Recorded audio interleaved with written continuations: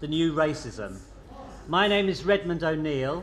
I'm the Deputy Chief of Staff for Ken Livingstone, the Mayor of London, and representing the Mayor at Islam Expo. The first thing I'd like to do is congratulate the organisers. This is an absolutely magnificent event. 25,000 people have come and learnt about Islam and discussed some of the most important questions facing Britain today. There are three speakers with us today: Doug Jewell, the campaigns coordinator of Liberty, the leading human rights organisation in Britain today; Sumaya Ghanouchi, researcher at the School of Oriental and African Studies, columnist and freelance writer for Al Jazeera.net, and one of the directors of the director of research at Islam Expo; and Inayat Bangalwala, the media secretary of the Muslim Council of Britain. Our first speaker is Doug Jewell.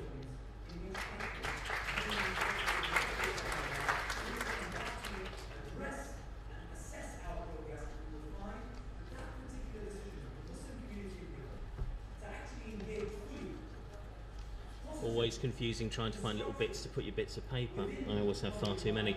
Thank you very much for turning up for this afternoon session, and I would also like to thank the organisers for putting on this magnificent event and for inviting Liberty to take part in this. In terms of this afternoon's session, Islamophobia, the new face of hatred of the other ? I'm not really going to address that question because I think the answer to that is yes. I think that is very much the new face of racism in this country today and a new wave of discrimination, and I think that's probably something that we would share right the way across the people attending this weekend's event. What I'm going to talk about is how Liberty has encountered this growing problem over the last couple of years and what we think can be done in order to put forward a strategy to actually oppose this, which in our view is taking away the humanity not only of the Muslim community in this country and across the world, but also it demeans us all in the way that this question is being dealt with at the present time. So, very quickly, what is Liberty? Liberty is a human rights organisation that was formed in 1934 to protect the right to peaceful protest in this country. 1934, there were unemployed marches coming down into London, which were being broken up by the police, who were using agents provocateurs in the crowd in order to promote trouble, and then sending in wave after wave of policemen to break up those demonstrations. And Liberty was set up by Ronald Kidd, a solicitor at the time, to provide legal observers and to protect the right to peaceful protest because of the important role it plays in our democracy. And in the intervening 70+ years, we've taken up issue after issue in trying to promote human rights in this country and to protect our civil liberties. And that includes the rights of those in the 1950s who were consigned to mental institutions for decade after decade with no hope of release, right the way through to equalities issues, and today dealing with the effects of the way in which the government is fighting its war on terror. And it's on this that we've come into growing contact over the last 5 to 6 years with the concept of Islamophobia and with Islamophobic ideas being promoted. We have been dealing with anti-terror legislation at Liberty for a very long time, since the Prevention of Terrorism Act was passed in 1974. Within a couple of months, we'd produced a report explaining how counterproductive it was and how dangerous it was going to be in the actual struggle against terrorism. And unfortunately, none of the lessons have been learnt, as far as we can see, in terms of the current anti-terror legislation, which has just been passed and which the government is seeking to implement at the present time. We feel that the way in which it's being promoted and the way in which it's allowing the press in particular to whip up a theory that terrorism equals Islam is extremely dangerous for our both for the fight against terrorism but also for society in general. And so we are getting more and more complaints and more people seeking advice, who are being stopped and searched on the street time and time again, and these being now overwhelmingly young Asian men. people who are feeling very afraid in their neighbourhoods. We had several calls in from the Forest Gate area of London a couple of weeks ago, quite obviously, because a large number of police had burst into that particular home, and then stories began to circulate in the press that this home was a home of a terrorist, that there was a cyanide vest that was, because it couldn't be found automatically in the home, was actually somewhere in London ready to be detonated, that there were large amounts of cash in the basement, that one brother had shot another brother, and then these unattributable stories kept on coming out time after time after time and day after day, and leading to a situation where people thought that a whole local community was being criminalised in this, as they carried on what turned out to be a fruitless search for any sort of terrorist equipment on that site. Now, Liberty believes that there is a serious terrorist threat in this country, but it's up to all of us to overcome it, and it's not up to the police or any part of the government to try and criminalise one particular community, because that is going to be incredibly counterproductive. It's going to lead to people fearing coming forward to give vital information in the struggle on terrorism, and it's also going to worsen community relations to a really frightening degree.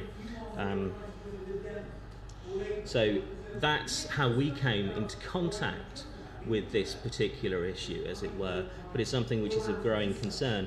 And it's also something which is of concern to us at the moment because it cuts into another part of what we're doing, and that is one of our main aims is to promote human rights. And you will have noticed in the press recently that just below the demonisation of the Muslim community comes the demonisation of human rights, and the idea that these are the dangerous concepts, dangerous foreign concepts, in fact, which are undermining our society. And for those people who will have had the pleasure of reading Melanie Phillips's book, Landistan, which I had to do for work, I hasten to add, and I had to buy it, but you will have noticed that there is the coming together of these two concepts in what she calls the Islamic right jihad, which is a very sort of Melanie Phillips type concept, that essentially there is a danger in Britain, and the danger is the Muslim community, and the real danger is the Muslim community linking up with the human rights movement in order to put forward its minority views as the majority, and overcome the Christian Judeo majority in this country, and lead us all into some sort of terrible situation. This is, the book itself is a very cartoonistic sort of run through this argument. It contains a whole series of falsehoods. It contains a whole series of things which actually never happened, but which were reported in the tabloid press and then get reprinted as evidence. But at its core is something which I think is shared by quite a wide range of people in this country, and something that we actually have to overcome. I think that there is a lot of link-up between human rights and the Muslim community in this country, and I think that people should be informed of their human rights. And it is not surprising that last week we had the reports that 70% of the people in this country don't even know what their human rights are, because why would they? The government does not promote them, and the press denigrates them the whole time. So just to run through, we have, under the Human Rights Act, which has been very much attacked recently, we have 13 fundamental rights and freedoms which are protected, and these you can go to law in order to protect. These are not outlandish. These are not some sort of wild, statements. They are just very, very simple. So the right to life, the prohibition of torture, cruel, inhuman, degrading treatment, the prohibition of slavery, liberty and security of the person, fair trial, no punishment without lawful authority, privacy in family life, freedom of thought, conscience and religion, freedom of expression, freedom of assembly, the right to marry, the right to an effective remedy, and the prohibition of discrimination. So these are not outlandish ideas, and they're ideas that would be shared, I think, by everyone in this room and at this thing, and right the way across this society. So why are they so under attack at the moment, and why do they come into this question of Islamophobia? Because while, to a certain extent, Islamophobia is the new face of racism, it's also, if you look back at the way that racism has developed, especially in this society, it's always had to demonise the minority, and it can't do that. So there's a quote by there was a report done from when the current mayor of Livingston was heading up the GLC back in the 1980s, called "Nothing But the Same Old Story," and that dealt with anti-Irish racism at that time. And on the back of the report that was published was a quote from Jean-Paul Sartre, which said, "How can an elite of usurpers, aware of their mediocrity, establish their privileges? By one means only, debasing the colonised to exalt themselves, denying the title of humanity to the natives, and defining them simply as absences of qualities." And that's why there is this current attack on the human rights framework, and that's why it's leading in on this particular question. Because if you accept the fundamental framework of the human rights, that people have rights and that they should respect their rights and they should respect the rights of others because they are human beings, it becomes that much more difficult to discriminate against people. It is extremely easy to discriminate against the other when it is the faceless cartoon put forward by the media or certain politicians in search of a cheap headline. It is extremely hard to discriminate against an individual human being that you know and who is in front of you, and you know their beliefs, and you have engaged in a dialogue with them on the basis of mutual respect. And that is why we believe that the human rights framework at the present time is so in need of defending and of extending and of taking forward on questions like this. Because if not, the current terrible situation that we face, which could be worse, of discrimination on this basis, will just go on and on and on, and it will go on to, one, fracture society, and it will also it will continue the waste of talent that is expressed in from the Muslim community in events like this. I mean, one of the things that you come across in these commentators explaining on the dangers of Islam and the dangers of fundamentalism and all the rest of it is the victim status of the Muslim community in this country.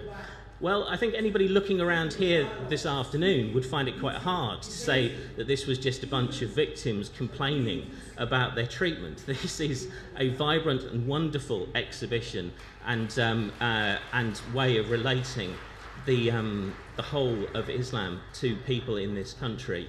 And so we hope that it will be repeated time and time again and overcome that ignorance. But we hope also that it will take up this sort of, that we can take up these sort of questions and this and building up the human rights framework in this country so that all of us, despite our differences, can actually respect each other at the fundamental level, which is we are all human beings. We all deserve respect. We all should respect each other, and that is the hallmark of our humanity. And if that goes on, then Islamophobia will triumph and our society will be so much the poorer for it. So thank you very much indeed.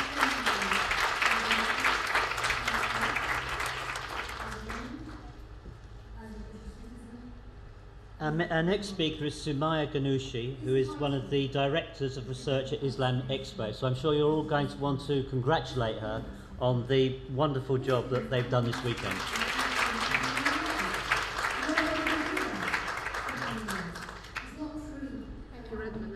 That's very kind of you.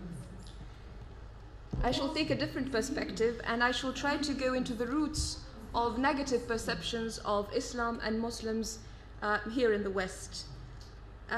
Well, we all agree, I think, that in the West the Muslim issue is very complex, and this is for many factors. It is complex from the point of view of popular perceptions of Islam in the collective imagination. It is the case because in the historical experience of relations between Islam and the West, and it is complex from the point of view of the current state of relations between Islam and the West. Historically and geographically, Islam is both close to Europe and remote from it.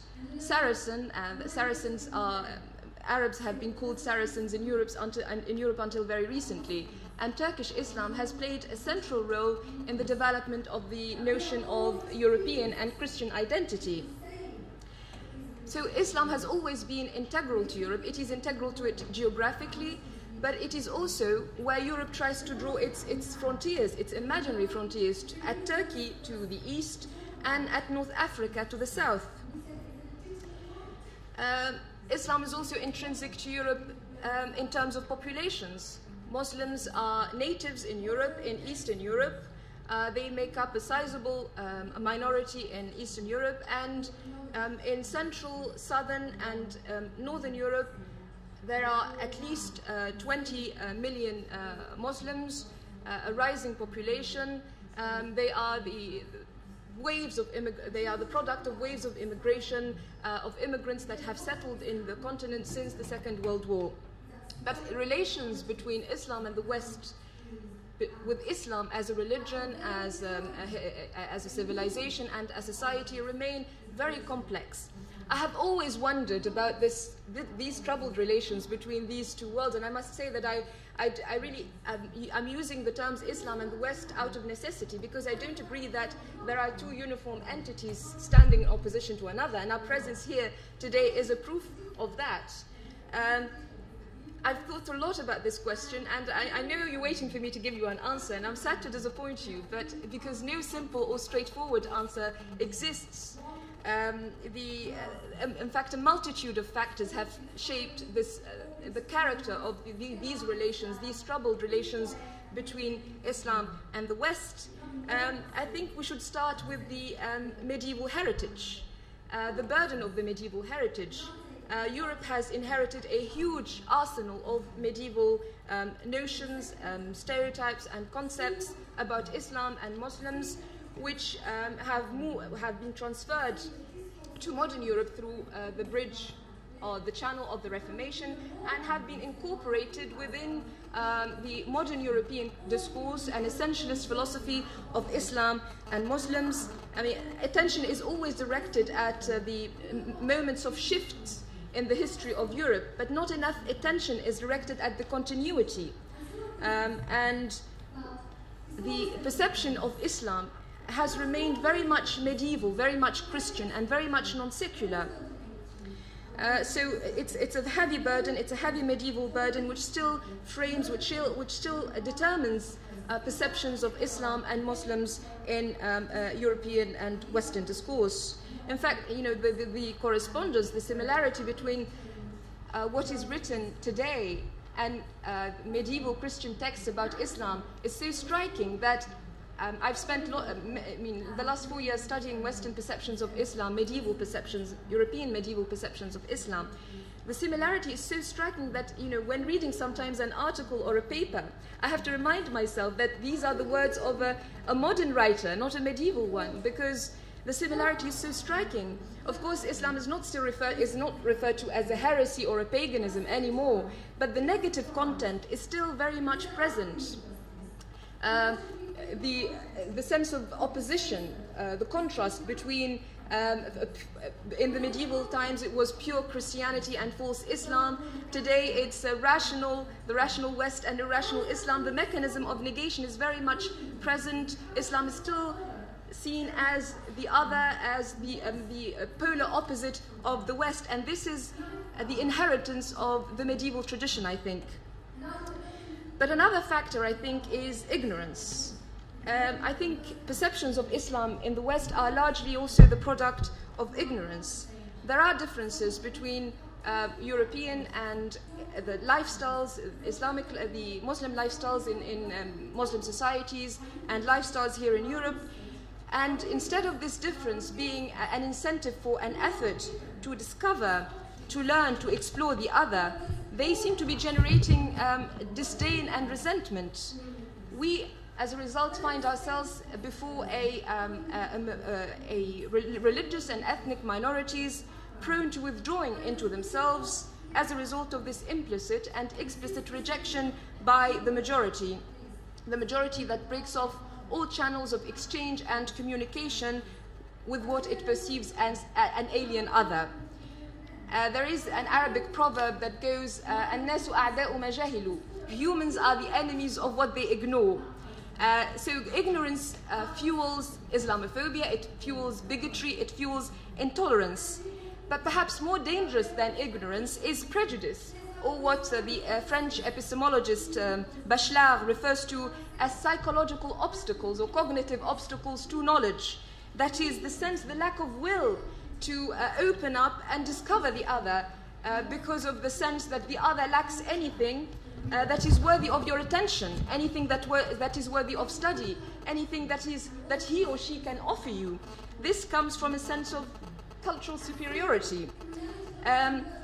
We always contrast our society, our multicultural society here in Britain, with uniform societies that cling to a uniform sense of identity, like the French society. We pride ourselves rightly that our societies are diverse and multicultural, but this diversity is often a diversity of ghettos, with communities living side by side but not interacting, not opening up, not knowing much about each other apart from stereotypes and wild cliches. I remember seeing a survey some time ago by the Commission for Racial Equality that indicated that 83% of Britons do not have any friends who are practicing Muslims, and that 94% say that they do not have any friends from outside their communities. So, because we always hear about the isolation of the minorities, particularly the Muslim minority, but hardly any attention is paid to the isolation of the majority from its surrounding minorities. We find minorities which are insulated, but a majority which is equally insulated and which refuses to build any bridges of communication. And within this atmosphere, ignorance and prejudice, stereotypes thrive. Islam today is, just as it has been in the Middle Ages, a source of fear. The dramatic and horrific events that rage in the Muslim world have revived this enormous arsenal of stereotypes and negative images about Islam and Muslims. They have fueled the notions of Islam and Muslims as synonymous with violence, with intolerance, with bigotry, with fanaticism, with intolerance, and so on and so forth. The media plays a crucial role in the production of these images, in the fueling and production of these images, and the recycling of these images, and the stirring of fear and horror of the thousands of events that take place in the Muslim world on a daily basis, and within the Muslim minorities in Europe and across the Atlantic in the United States. Attention is only ever directed to the negative events, only to the events that stir fear and horror. The media message is designed to be short, simplistic, shallow, and superficial, and it tends to use what we may refer to as the game of codification, and the mechanism of implicit and explicit reference, so that you don't need to refer to Islam and Islam is the cognitive and psychological map of the recipient is charted such that Islam and Muslims are associated closely with very negative images. So whenever you mention Islam, even if you don't need to mention those images spring to mind. And whenever you mention terrorism, extremism, intolerance, fanaticism, the reverse happens. Really the media is partly responsible, in fact largely responsible, for the spread of very negative images of Islam. We can speak of many images of Islam, many conceptions of Islam, not a single one, but I'm here focusing on the popular conceptions of Islam and Muslims, because particularly since the beginning of modern times, when the church ceased to be the principal definer of public consciousness, many conceptions of Islam emerged. But we find that the media and the power centers around which that surround it tend to promote a very negative conception of Islam and Muslims, and paint them as violent and irrational creatures. And when I talk about power here, I mean power in the widest sense possible, including the educational sphere, including the media, including culture, including public discourse. It is impossible, I think, to understand the prevalence of negative images of Islam and Muslims without understanding the relationship between the production of images, the production of culture, the production of knowledge and power. Knowledge and perceptions and culture, the perceptions of other cultures does not occur in a vacuum. It's part of a context, of a political context, and it serves sometimes a legitimating function, a justifying function within this context. So when you paint Islam and Muslims as very dark and very backward and barbaric, you imply that they need, or Muslim lands, you imply that they need your interference, the interference of the opposite, that is the power of reason, the power of rationality, the power of order and discipline, to inject some order in this chaotic world. So the brutal colonization of other lands, the exploitation of their resources, the destruction of their rich stock of institutions becomes not a horrific crime, but a noble civilizing mission. And you know that this discourse is very much at work today. It's been at work since Napoleon's mission to Egypt in the 18th century, and it's still very much at work today. And you only have to reflect on the statements by George Bush and Tony Blair before the invasion of Iraq, to know that this mechanism of legitimation is still very much at work. The problem we have is that when it comes to Islam and Muslims, all boundaries seem to be dispensed with. Everything becomes permissible, including the use of a very racist and a very aggressive language.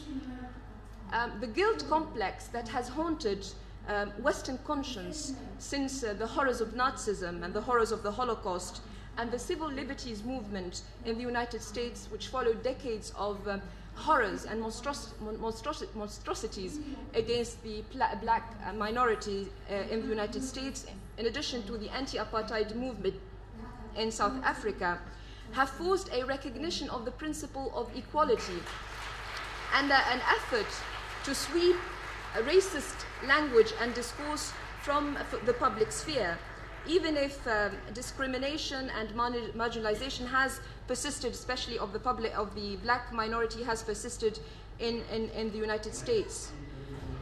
Right-wing movements known for their anti-Semitism and racism, as a result, cannot voice their animosity and hostility to these minorities, which were the subject of much hostility, racism, and xenophobia.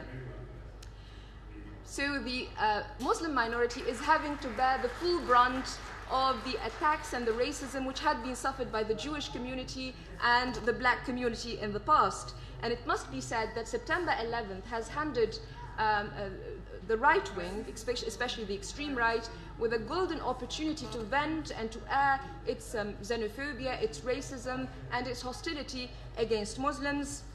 So what had been the object of disrepute and embarrassment a few decades ago, thanks to the success of third world liberation movements and the growing tradition of post-colonial literature, has been restored once more to normality and respectability.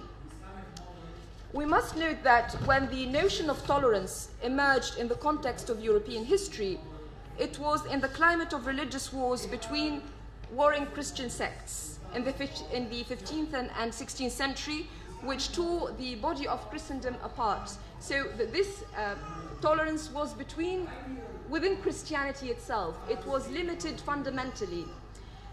The horrors of the Holocaust, again, forced an extension of the notion of tolerance to include the Jewish minority. To the day, there is still resistance to extending the notion of tolerance to include the Muslim minority. The question that is used as to justify this exclusion is often put by many so-called liberals: how can we be tolerant with the intolerant?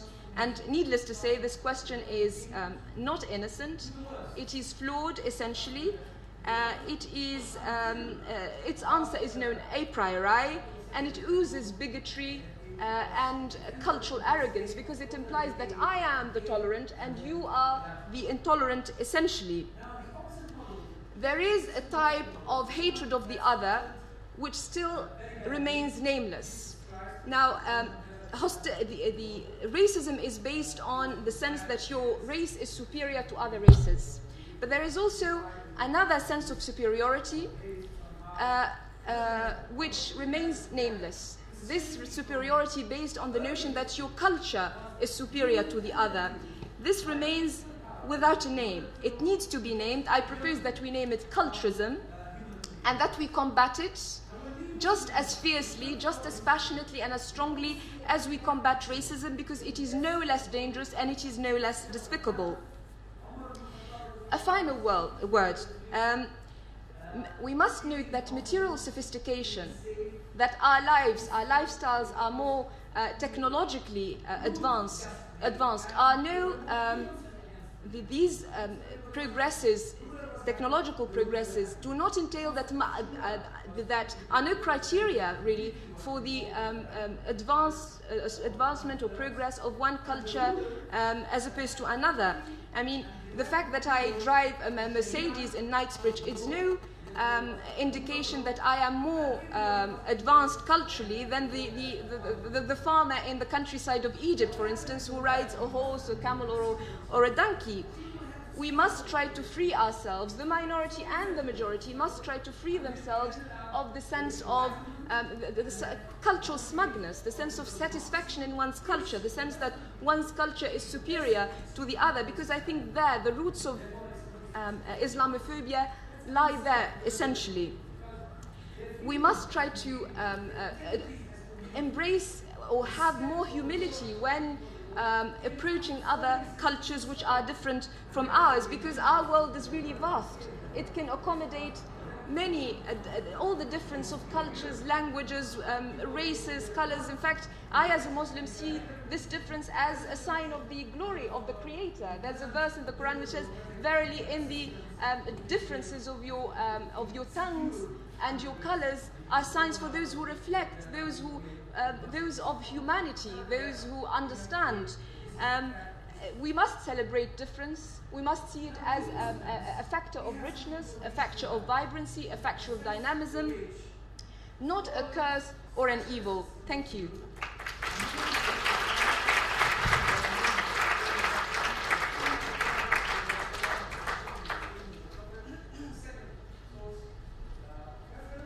Our final speaker is Inayat Banglawala, Media Secretary of the Muslim Council of Britain.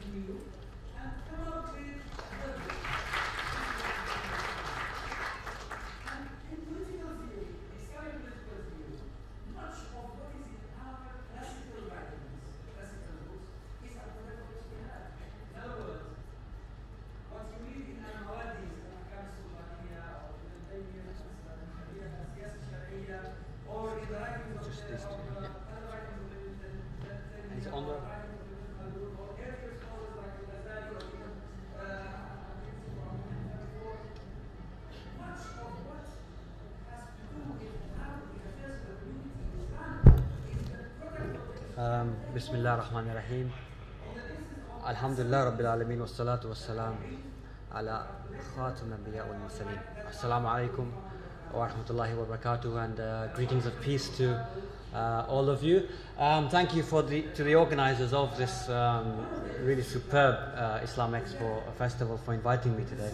I was asked to speak on Islamophobia, Islam being misunderstood, etc. I just wanted to quickly, before I begin the presentation, just relate an incident that occurred a couple of years ago. And this is, 3 years after the 9/11 attacks. It was 1994 or 2004 thereabouts. I got a call from a journalist at the Daily Mirror. And the Mirror is the second largest selling paper, right? The tabloid, very large selling tabloid paper in this country. And they rang through to my mobile and said, are we through to the Muslim Council of Britain? I said, yes, you are. They said, can you please put me in touch with the Chimullah, please? I got no idea what on earth they were talking about. What's Chimullah?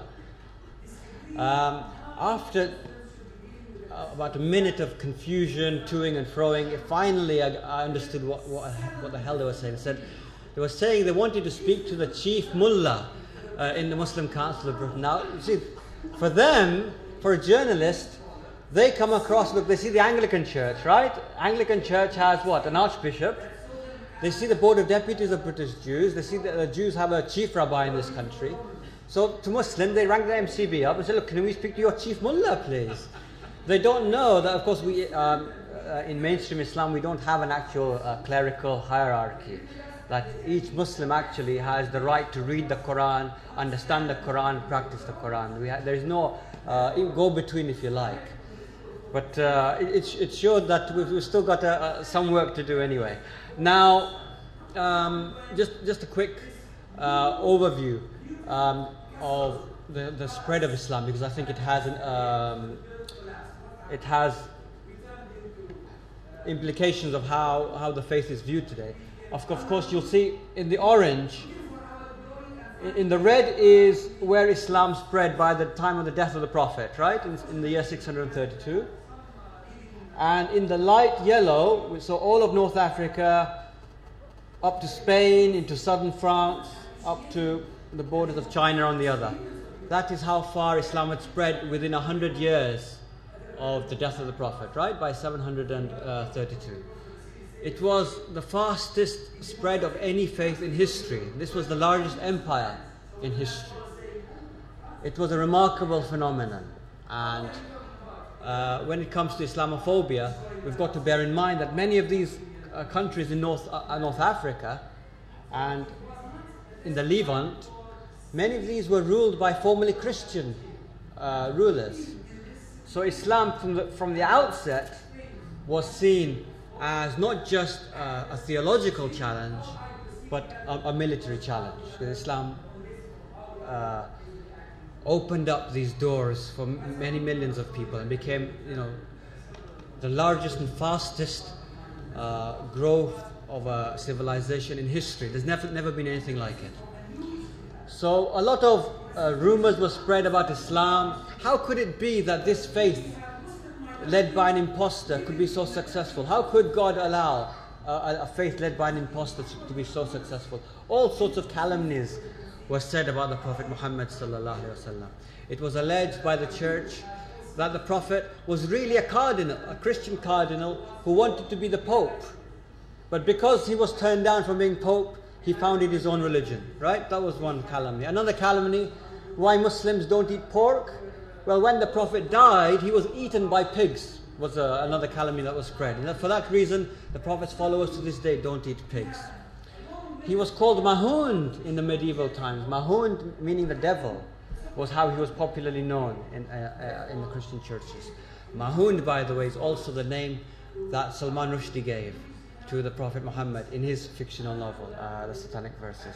So Islam from the beginning was seen as a major challenge.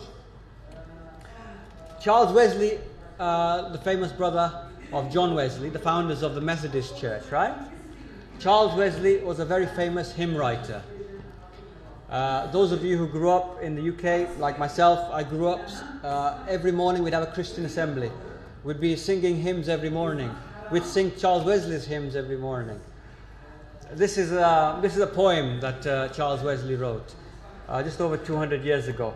You'll understand I hope it's clear. I don't know how clear the writing is, but I'm sure you can make out the references there clearly to the infernal cave and the Arab thief. This is where, of course, all of you, many of you will know that the first revelation that came to the Prophet came in a cave, wasn't it? Right? And from that light spread throughout the world. But this is how the Prophet has been viewed. This is not an aberration. For many years, this was the standard picture of the Prophet, that he was an imposter, that Islam was a violent religion, that it had no spirituality in the faith, it was a militaristic religion, etc. In 1978, Professor Edward Said, he passed away a couple of years ago, but he was a Palestinian Christian academic, and he held a position at Columbia University in New York. And in 1978, he wrote a book called Orientalism, about how the Western world covers Islam. And this was a book he published 2 years later called Covering Islam. And in it, his argument throughout the book was that it's considered unacceptable now in European countries and in Western countries, in the United States, to make generalizations about black people, for example. It's considered unacceptable to make generalizations about Chinese or Japanese people or Jewish people. But it is okay. It is still all right if you want to make generalizations of Muslims. No other group is treated to this kind of general stereotyping. And if you can see, that's pretty bad, isn't it? You can't see that. Can you see that? Not the lady in red. I mean the headline, right?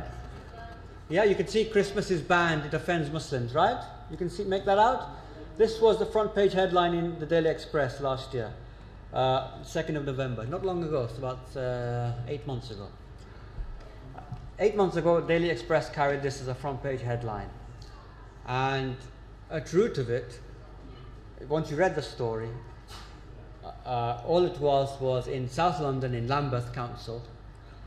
It was coming up to Christmas, so the council distributed some literature. And in one ward in Lambeth, instead of describing the coming Christmas lights as Christmas lights, they described it as winter lights, right? The council described it as winter lights.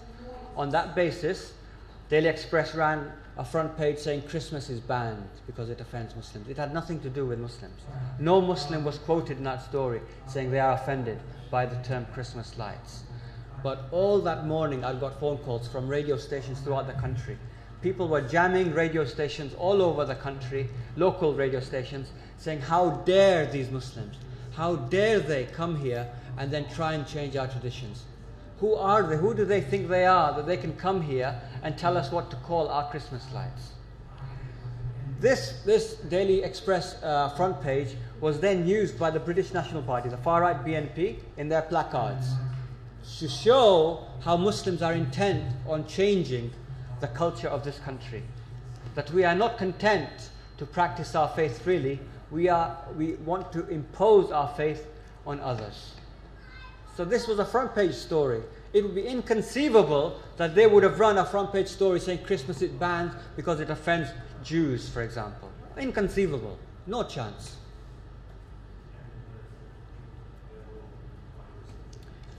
Andrew Marr, I don't know if you can make it. I'm sorry for the why it's coming out so pale, but that's a photograph of Andrew Marr in his autobiography. He wrote a book. I mean, those of you who know Andrew Marr, he used to be the BBC's political correspondent, right? You'd see him every night on news at 10 or 10 o'clock news outside Downing Street in the rain, miserable.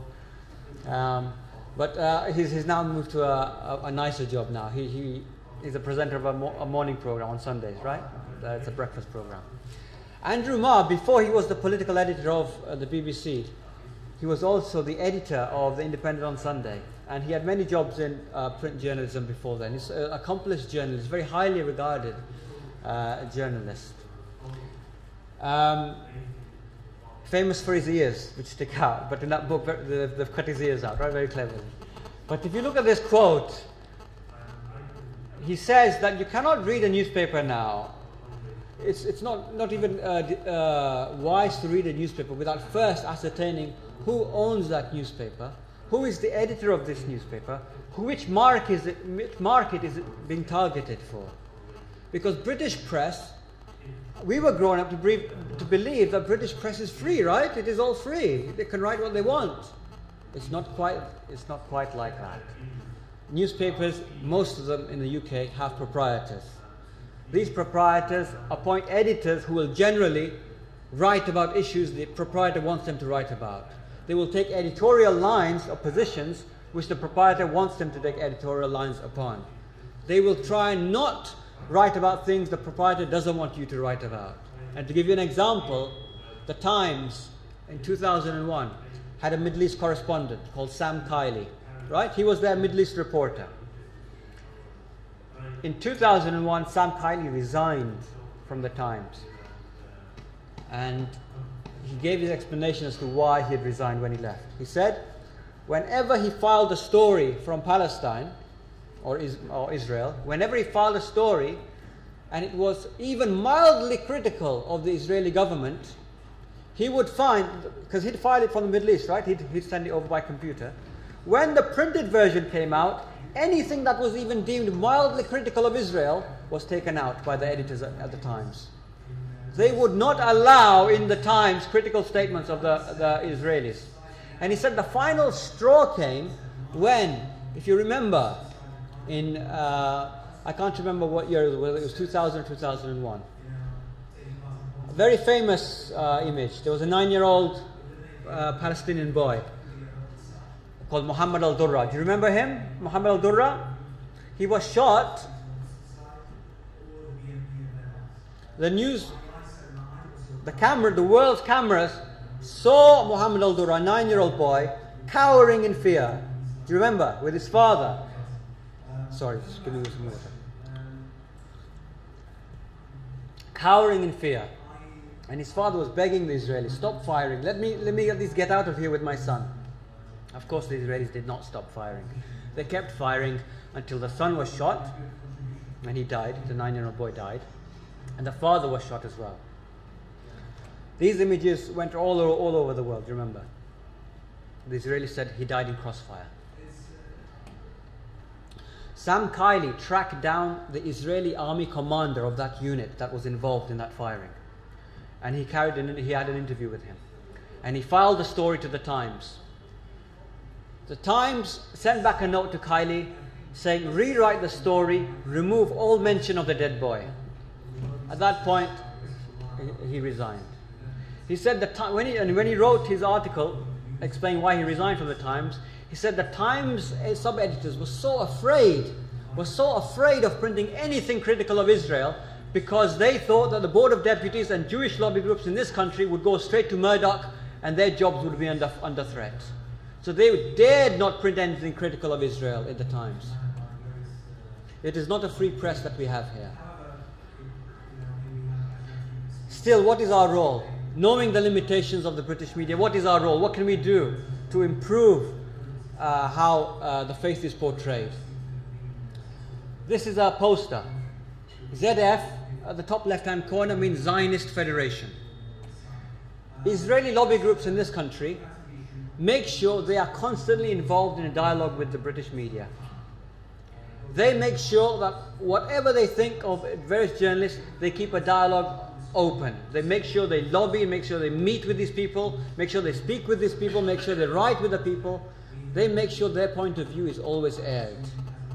And there is no alternative for Muslims. If we believe that the faith of Islam is portrayed unfairly, there is no alternative to engaging with the British media, to show them why, or try and convince them through persuasion why we think they are being unfair, why we think they should be giving a more balanced portrayal of the faith. We should be inviting senior journalists, and on the top left-hand corner, that's Adrian van Claverens, the head of BBC News at that time. We should be inviting senior BBC journalists to meetings, to conferences, to seminars, and put to them, if we feel the BBC has been unfair, let's put the points to them directly, saying, look, this was unfair, let them answer it. Same goes with the other sections of the media. If we feel they are unfair, by all means invite them. For that, we have to pay tribute. That people, ordinary journalists, most ordinary journalists, just want to get their job done. They don't have an agenda. Proprietors may have an agenda, editors may have an agenda, most journalists don't have an agenda. To those journalists we can try and speak and try and urge them to act honourably. And maybe we will see more Sam Kileys in the future. If people and editors are striking out a fairer representation of Islam, then maybe more journalists will come forward and say, look, we wanted to, but the editors wouldn't allow it. Thank you very much. Any questions? Allow. Assalamu alaikum.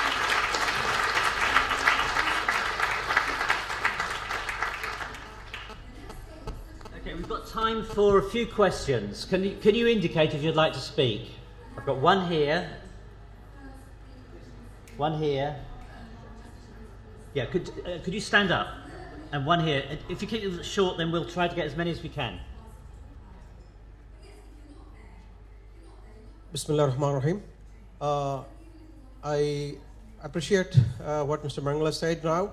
He has put us in front of us a problem that Muslims' problem is not properly focused in the media. How we as a Muslim group or as a British, how we can change that, what we should do.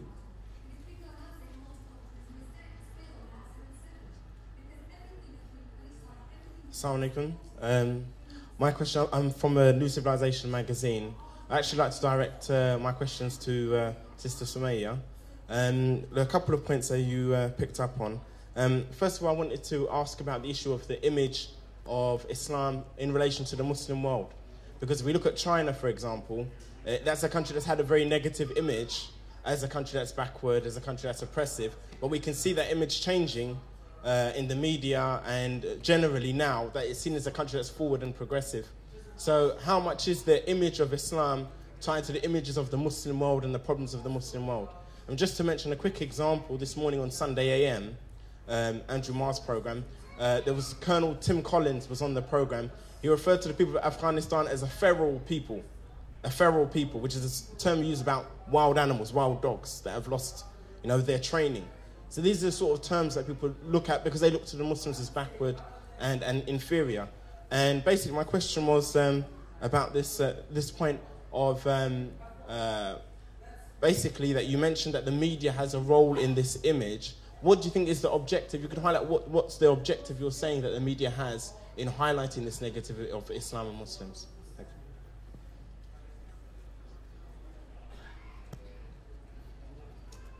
you. Good morning. My question is for, it's largely to this gentleman from the Muslim Council of Britain and to the lady as well, and also largely to the younger generation, to young people in general and things, all the young people that are here, and that is to appreciate the value of what liberty really is, because liberty is as the gentleman said, it's to protect the right of peaceful protest. And I don't want to get too serious or something like that about it, but I think that the reason why a lot of younger children today, why they get angry, and it starts off with, I think argument is beautiful because people have got to have opposing views and to be able to debate it. That is what Parliament is. And we can have I had my little Parliament in school when I was in school, but children today don't have that. As a result of not having your opportunity to debate whatever the particular issue may be and things, they get angry. As a result of that anger, it gets passionate, and that is this is why I say liberty is important and that we should not forget this particular point. It started off with, it's like it had a domino effect, and the end, I'm gonna finish up. And the end result of that domino effect was when the 7th of July took place last year, the media had another opportunity, and this time it was actually, they had the opportunity and they made extreme use of that opportunity. Now my question to the gentleman from the Muslim Council of Britain and to the lady as well is, do you involve your younger generation in politics? Because politics is, I'm sorry to say this, but politics is a painful thing, but it doesn't necessarily have to be. Because when you look at Robin Cook, say for example, Robin Cook, the Foreign Secretary, I'm not specifically talking about the Iraq issue. I'm specifically talking about the Kosovo, what happened to the Muslims in Kosovo. And I'm going to finish very, very soon now. Why I say that this country has, I personally believe that this country has changed, and you do make progress by involving yourselves in politics. I may be hypocritical because I had no interest in politics up until a particular point in time in my life, which, that is what I laugh at with myself. That's my life. But it's very important to involve the younger generation in politics, because it starts off with ignorance, as the lady was mentioning today, and then it actually does end up with chimulas, the things that the gentleman was saying. So please do involve the younger generation in politics. Okay, I'll take a couple more questions and then we'll take the platform to reply. Are there any other questions?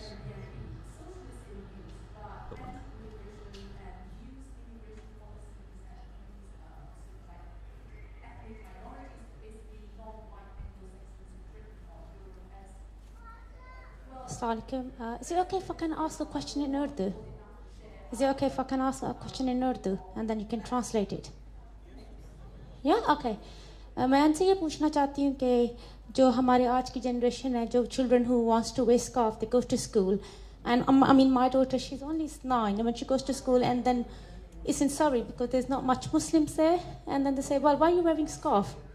And when she tried to explain, oh, you're the one who do bumbers, you know. Does that Islam teaches you terrorism and all that?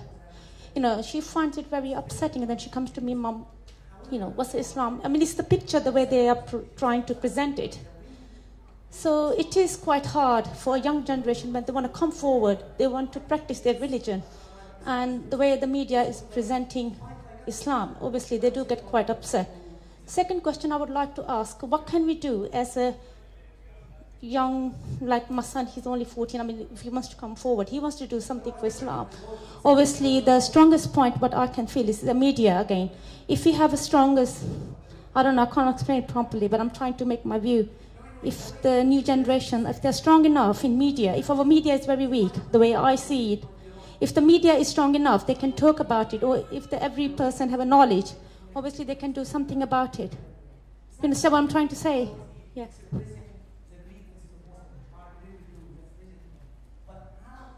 Assalamu alaikum. I'd like to point out New York University in 1878, a book written by Professor John William Draper in defending the Holy Prophet Muhammad, peace be upon him. What he said, John William Draper, shall we speak of this man with disrespect? His precepts are at these days the religious guide of 1/3 of the human race. If this talk happened in 1878, whilst the Muslims, they were 1/3 of the human race, and Islam now is the fastest growth religion in the world, how much the Muslims are constituting the world population? Thank you very much. Thanks. This is the last question.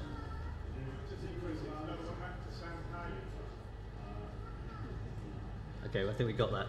Okay, I'm going to ask the platform to come back in the order.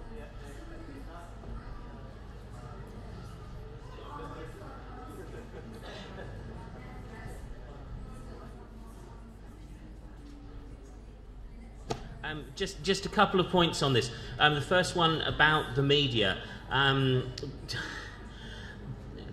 As was said before, there is a pattern of ownership of the media in this country which makes it very difficult sometimes to get the truth across.